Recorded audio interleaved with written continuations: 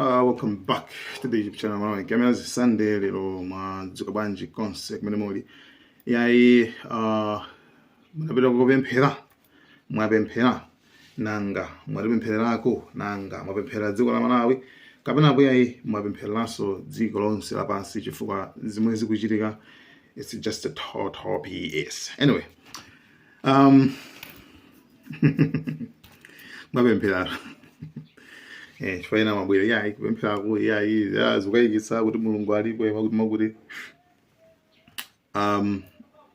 nkhani imeneyo ndionena kuti debate yake ndio isavuta. Debate yake ndino kuti tingorekeza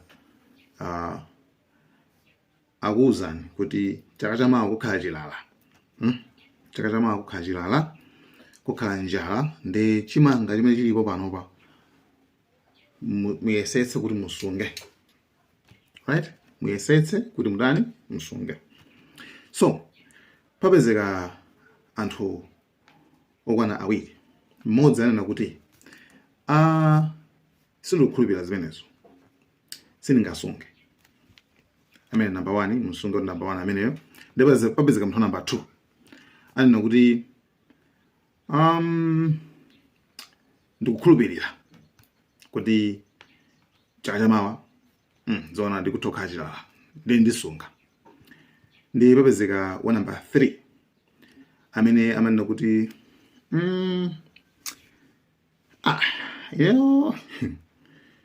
zoti kukhala chilalazo kaya mwina zoti kukhaso kulibe kaya mwina nde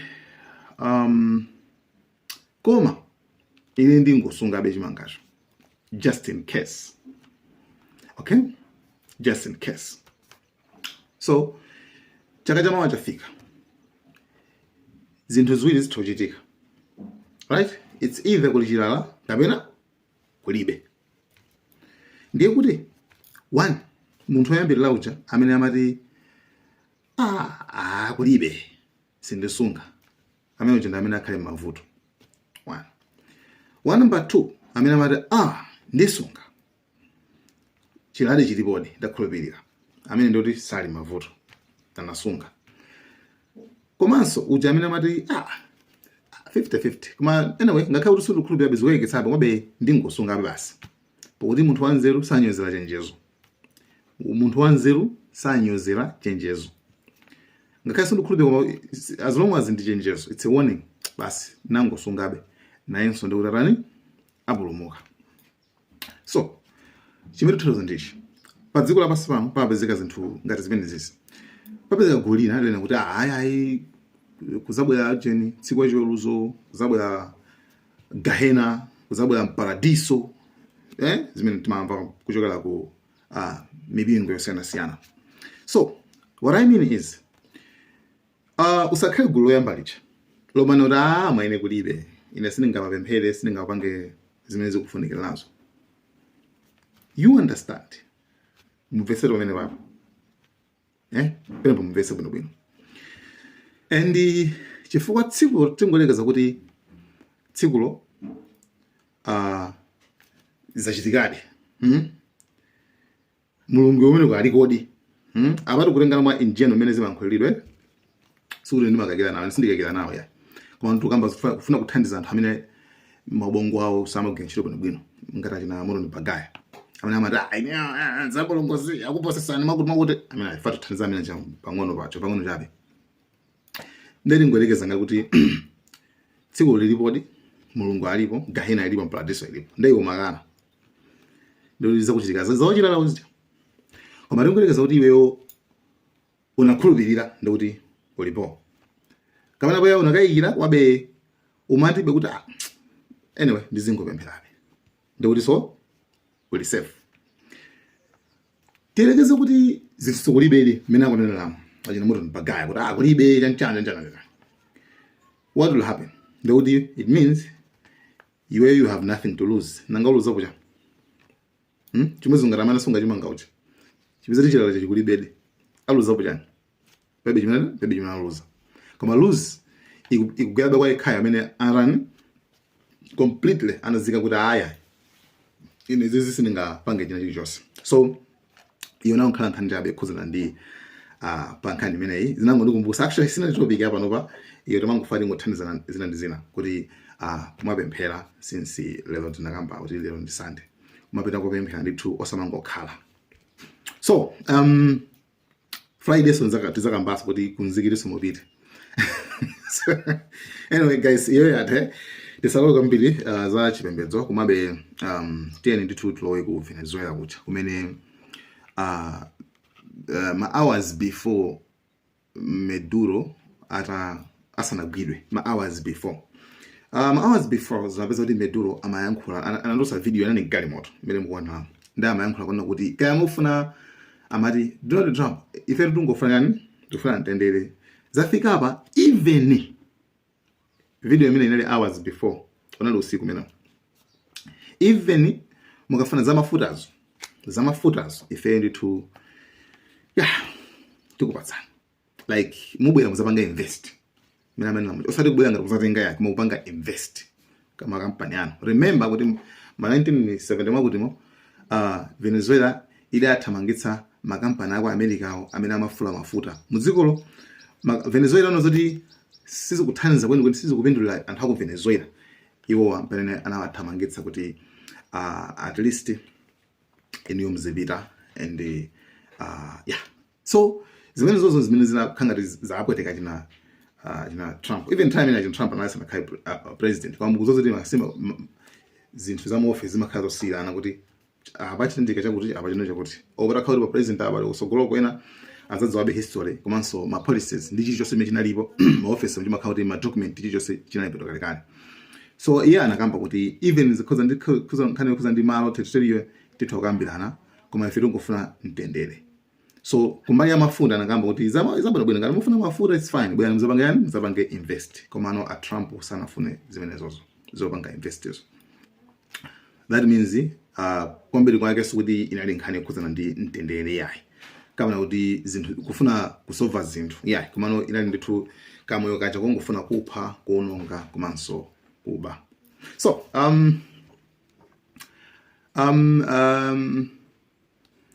pankhani imeneyo munkhani naso ndiona kuti motha kuona ma videos amene sopanamba ono wazithuzi zimene zamba kutuluka tsopano enda. By the way pakati pano president akuti interim president amene akukhanga mwakatemu chabe ndoti akha timati dzinake amati ndani kuti amati dzinake machilo kuti Delcy Rodrigue amene the vice president amene wa Jizmai amene naiso anayankhwana ndi Secretary of State wa America Marco Rubio kwa nthawi itali ndi azota tangopanga ni kumene koko pakali pano pa mulumbilitseni akhale ndithu agwirizire mpando wa president mpaka after 30 days mpamene mupange hold elections mupange zisankho chabwe. Ndimafuna kuti mudziweko chinthu china chake chimene chimachitika ku Venezuela kunkhani kuza ndi president ameneyu Nicolas Maduro choyambirira anali munthu mmodzi amene amadzudzulaso nkhani kuza ndi Palestina mpaka na pa birthday yake ndithu anavala scarf ya Palestina.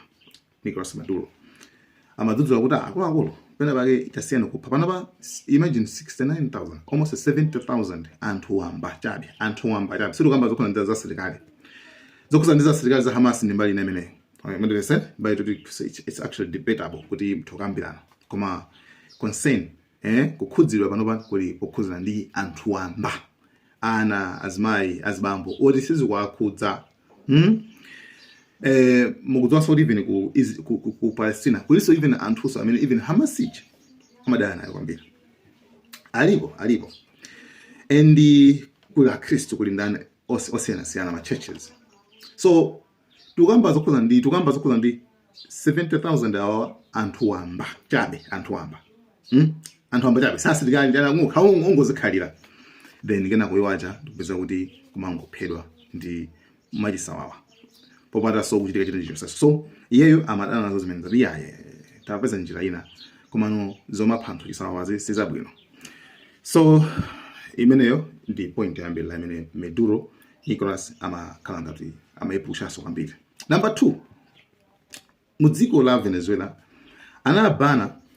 anatseka kubana mafilimu olaula anawabana kubana kuti no muno muzimenezozo ayi Venezuela kumene, right? So tikudziwa zoti kuununga kumene kwachitika chifukwa cha mafilimu olaulawa apanga cause ma damage akuluakulu amene mwina ena simangatha kuwazindikirira. Komano mukapanga check bwinobwino kuti ndi anthu ndi mamiliyoni angati anthu amene akumakhala busy kumaona zimene zizazo, kumakhala addicted. Pali zinthu zingapo zimene zimachitika after anthu akamaonera mafilimu ngati amene ajawo.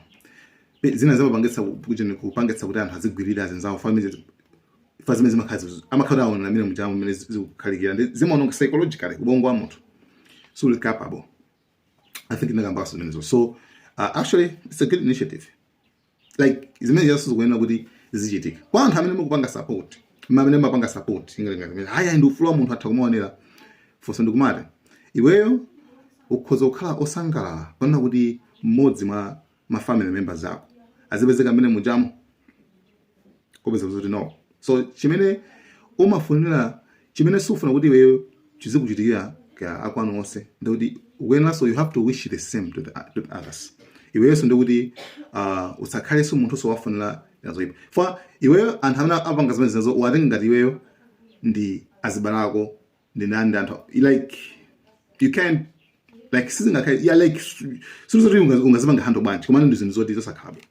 Imagine anthu amene ajawo anawo ringwerekeza anawo tena kuti kupeza mai yako tena kupeza bambo yako apanga zimene zazo. It's actually zimapanga promote immorality zinthu zoyipa kwambiri. So Nicolas Maduro anabana zinthu zicha kuti izi ayi mdziko manga ayi.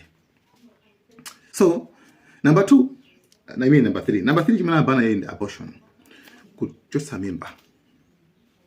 Nicolas Maduro anabana zinthu ayi izi ayi mnomo zochotsa mimba zi ayi. So that means it's actually good. Why? Inuyo makolo anu ngati sana kupeni pobado mufuna mupanthu ena. Why? So actually it's not good kuti pazichitika zinthu ngazimenezo unless patakhala kuti pali risk pali chiopsezo kuti munthu ayoyo kuti abereke ndoti papezeka ma problems ABCD atha kuluza moyo kapena kusokutani zinthu zonse pakati pa ifa ndi moyo chinchazi pazikhala under circumstances pazikhala kuti pali china chake chimene chikupanga push. So number 3 china chimene ndithu Nicolas Maduro amaletsa ndi maukwati amuna okhaokha kapena akazi okhaokha zokhaokha zimene zili zonyasa zimene sitingapange like debate no mamphongo sungakwatile mphongo zako for what, like what, kuti ziveke manje mkazi sungakwatile mkazi zako kuti ziveke kuti chani. So simara yoti tizipanga paso debate maso anazaletsa kusintha munthu uzisintha mwamuna uzisintha khawa mkazi uzisintha khawa mwamuna ndikumati ineyo muzinditchula kuti wamkazi kapena muzinditchula wamuna. That's actually nonsense. So china chimenenso ana chomalizira ndi timati usare Nicolas Maduro boma amaletsa chimsonkho chachikulu amaletsa chimsonkho chachikulu amaletsa right. So mwinaso izizi zimene zinapangitsa kuti kwa mbali kuza ndi kwa America amutchule akuti dictator kuti iyeyo ndithu Nicolas Maduro was a dictator. Zina zimene zinapangitsa kuti amutchule kanekana liliyo mapoints ake amene wawo koma Trump sanaletse za zosintha magenta sanaletse. I mean Trump ndiye akuzokuletsa koma ndio sakutchula dictator koma ena akuletsa ndikuti akutchula kuti ma dictators. So that's it. So point yoma izimene mfano ndio kwatsena ndio ka video kamene ka Trump akunena kuti akuti akufuna mafuta akuti panopa kuli bwino ku Venezuela akutsopano boma lawo liziyendetsa boma la Venezuela amatero komanso ndikuti mafuta aku Venezuela azipanga benefit azipindulira anthu aku Venezuela like mukhulupirira ziti Venezuela pamene inkachotsa iwowa ma Americans wa makampani awo amachotsa 40 samapindulira Americans samapindula anthu aku Venezuela, right? Samapindula anthu aku Venezuela mafutawo. Ndiye pano choyambirira Trump pano akunena pakamwa pawo kuona kuti akuti mafutawa afuna apindulire anthu aku Venezuela. Akufuna ali mafutawa apindulire anthu aku Venezuela. Can you believe that? Say why kuona kuti mafuta ena abakale. Mafuta ena ku Venezuela kwa abakale. Matanka na giraji anabakale. So pakamwa inu musama khulupirire pakamwa than my actions. Chifukwa amati tingolekeza ngati ineyo ndende kuonetse ndikuyonja ndende kuzini koma ndenda sanga koma ndenda seka koma ndenda seka pangopanga pakuzina ndenda seka koma inuyo mukondoza kuti sindikuseka yayi mukhulupirira chani mukhulupirira ma actions anga osakhulupirira pakamwa. So ndifake azungwana bwetsa mawu acha kuti actions speaks louder than words. Kuti ma action zimene ndikuonetsa zimene ndikuchita zimo yankhula kwambiri kuposa yani kuposa mawu. So Trump sangaruze pano kuti zoti akufuna mafuta apindulire anthu aku Venezuela pamene chimene akupitira kumene ngoko akuti ufuna mafuta athu. Are you kidding me? Video in a minute, guys. Video in a minute. Are you saying that Secretary Hegseth and Rubio are going to be running Venezuela, and will you be sending in U.S. military troops to provide? Team that's working with the people of Venezuela to make sure that we have Venezuela right. Because for us to just leave, who's going to take over? I mean, there is nobody to take over. You have a vice president who's been appointed by Maduro, and right now she's the vice president, and she's, I guess, the president. She was sworn in as president just a little while ago. She had a long conversation with Marco, and she said, we'll do whatever you need. I think she was quite gracious, but she really doesn't have a choice. We're going to have this done right. We're not going to just do this with Maduro, then leave like everybody else, leave and say, let it go to hell. If we just left, it has zero chance of ever coming back. We'll run it properly. We'll run it professionally. We'll have the greatest oil companies in the world go in and invest billions and billions of dollars and take out money, use that money in Venezuela. And the biggest beneficiary are going to be the people of Venezuela.